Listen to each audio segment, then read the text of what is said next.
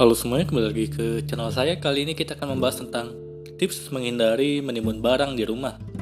Apakah kalian pernah sadar saat rumah kita penuh dengan tumpukan barang yang tidak terpakai, atau ketika kita beres-beres lemari kita menemukan baju yang labelnya bahkan masih terpasang. Terkadang kita tidak punya banyak waktu untuk beres-beres atau memilih tumpukan barang yang ada, atau membereskan tumpukan barang yang pada dasarnya itu semua sudah lama tidak kita pakai. Bukan hanya membuat rumah berantakan, tumpukan barang bisa menjadi sarang nyamuk dan debu yang dapat merugikan kesehatan keluarga kita. Untuk menghindarinya, ikuti tips-tips berikut ini agar kita dapat merapikan barang dan tidak menimbun barang itu di rumah. Yang pertama, jika ada barang yang tidak terpakai, lebih baik dibuang. Tumpukan di rumah biasanya diawali dengan adanya kebiasaan rasa sayang akan barang itu, karena suatu saat mungkin kita berpikir kalau barang itu akan dibutuhkan di kemudian hari. Namun pada kenyataannya, kita tidak menggunakannya dalam setahun, 2 tahun, 3 tahun, hingga barang itu menjadi berdebu dan tidak terpakai. Lihatlah kembali ke dalam tumpukan barang dan mulailah menjual, membuang, atau mendonasikan barang yang sudah lama tidak terpakai.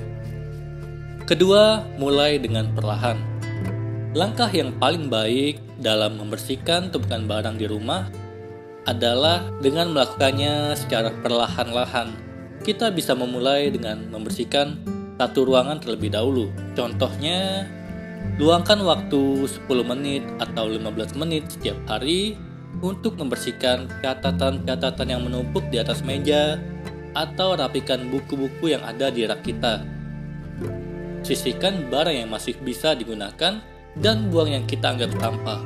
Ketiga, masukkan itu semua di dalam kotak atau kardus. Masih merasa sayang untuk membuang sesuatu? Kita disarankan untuk memasukkan barang-barang ke dalam sebuah kotak.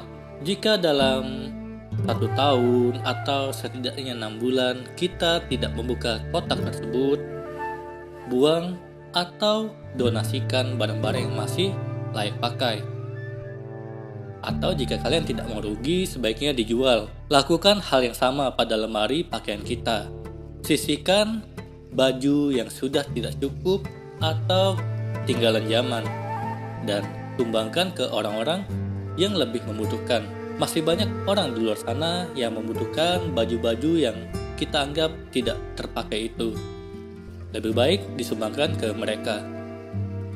Keempat, tetap rapi. Setelah berhasil mengurai tumpukan-tumpukan barang dalam rumah kita, lebih baik memulai mengatur kembali penempatan barang-barang yang kita miliki. Mulailah berlatih untuk selalu mengembalikan barang di tempatnya setelah kita gunakan. Sebaiknya kita memanfaatkan wadah-wadah yang ada dalam rumah sebagai tempat penyimpanan barang-barang. Hal ini dilakukan agar tidak membuat rumah jadi berantakan. Yang terakhir, berhenti membeli barang yang tidak kita butuhkan. Seringkali adanya diskon dan harga murah menggoda kita untuk selalu berbelanja lebih banyak dari kebutuhan kita. Hal yang dianjurkan adalah sebaiknya kita memikirkan apakah barang itu benar-benar dibutuhkan atau tidak. Hal ini berlaku sebelum memutuskan untuk membelinya. Barang-barang yang terlanjur dibeli dan tidak digunakan dengan semestinya hanya akan membuat rumah kita terlihat penuh dan menjadi sarang nyamuk atau tumpukan debu yang dapat menimbulkan penyakit seperti asma dan sebagainya. Jangan sampai kesehatan keluarga terganggu karena timbunan barang yang tak terpakai. Sebaiknya bersihkan rumah kita mulai dari sekarang.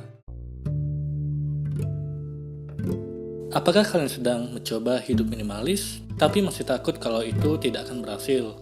Jika iya, mari ikuti tips berikut ini. Tidak bisa dipungkiri, kita sedang hidup di zaman modern, di mana hampir semua hal bisa dibilang mahal. Rasanya sulit sekali menjaga hidup agar tetap sederhana dan tidak muluk-muluk. Mulai dari besarnya tekanan lifestyle yang mengharuskan kita agar tetap up to date sampai rayuan teman-teman yang mungkin sudah lebih sukses. Tapi bagi kamu yang sedang mencoba hidup minimalis, bisa mencoba tips berikut ini. Yang pertama, buatlah alasan yang jelas. Cobalah kamu buat alasan mengapa kamu perlu hidup lebih minimalis.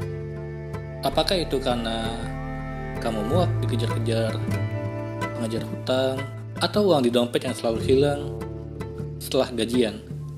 Tulislah semuanya di atas lembar kertas dan tempelkan di tempat yang sering kamu lihat seperti kulkas, meja rias, atau pintu keluar rumah. Daftar ini akan membantu mengingatkan mengapa kamu butuh belajar hidup minimalis lebih cepat dan mudah. Yang kedua adalah singkirkanlah benda-benda yang mirip.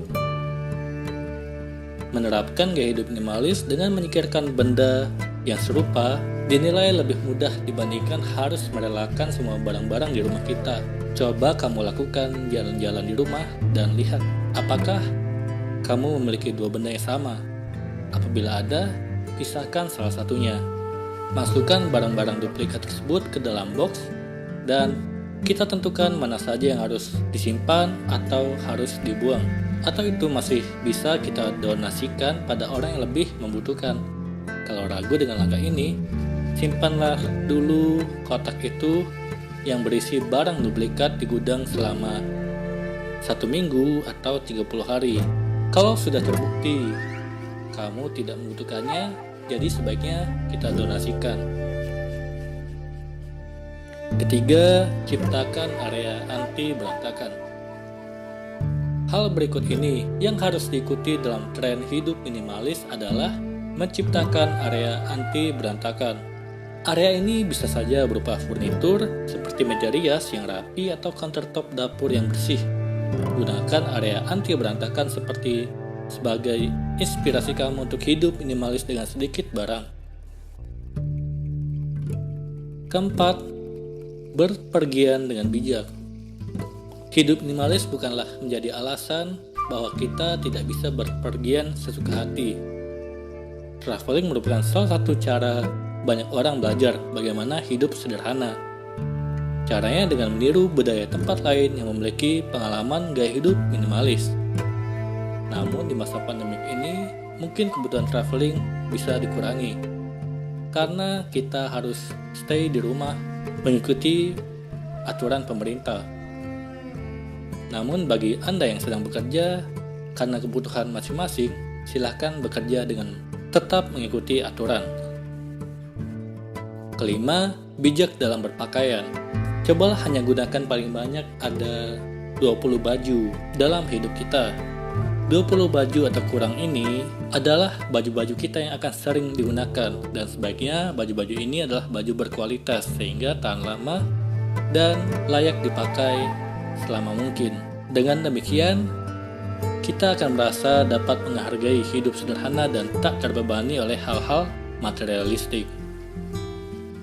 Keenam, bijak dalam memilih makanan. Pilihlah makanan yang sehat. Meskipun kita harus berhemat, namun tidak disarankan untuk makan mie instan setiap hari atau hal-hal yang mengurangi kesehatan kita. Cobalah makan yang menyehatkan namun tetap pas untuk di dompet. Ketujuh, menabung 10% sampai 30% pemasukan.